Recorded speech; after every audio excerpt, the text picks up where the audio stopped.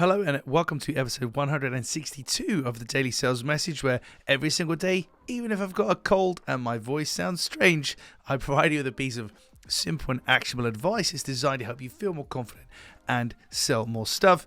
And yes, I apologize for the next couple of episodes.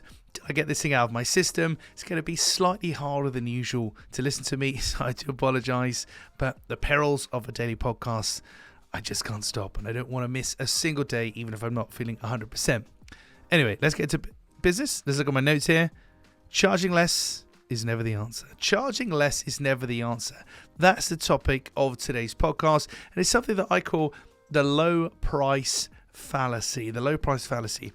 It's a strange belief that the cheaper we are, the lower the price, the more attractive we will be to potential buyers. Now, I can see the logic in that. I can understand why people might think that would work, and there are certain cases where it does work.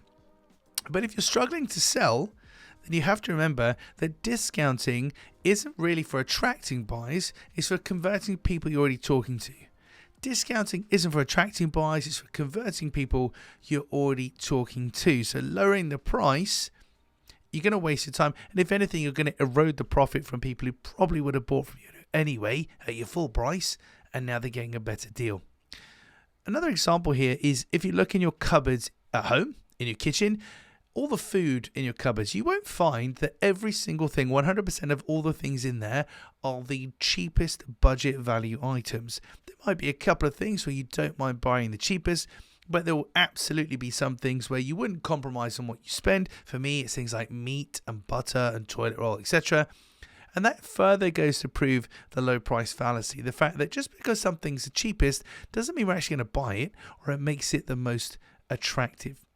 If you feel the need to discount your offering to lower the price to make yourself, to attract buyers and make yourself more attractive to deal with, then what you actually need to conversely is look at justifying the price. So look at why you charge what you charge and stand firm on your value and be able to communicate that. Because when you can, it's known as price high and justify. It rhymes, it must make sense.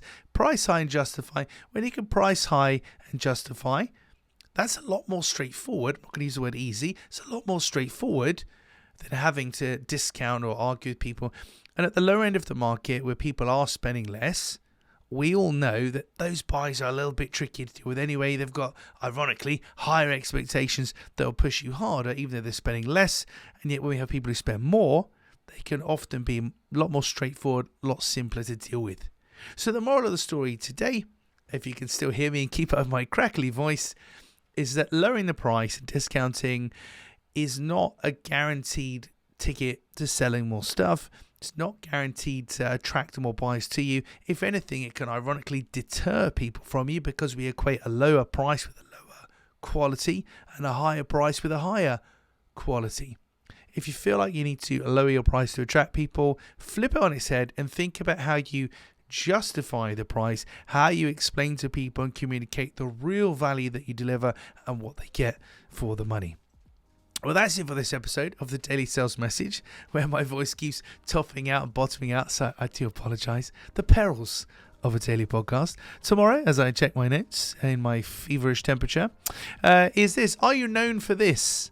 Are you known for this? Is one thing that you need to be known for if you want to sell successfully to people. The question is, are you known for that? Tune in tomorrow. If you can stomach listening to it even more, tune in tomorrow and we'll explore that. In the meantime, if you haven't already been to sellingconfidencescore.com, head on over there. You can get a free score that will assess how well you're doing in terms of selling. There's 20 simple yes/no questions.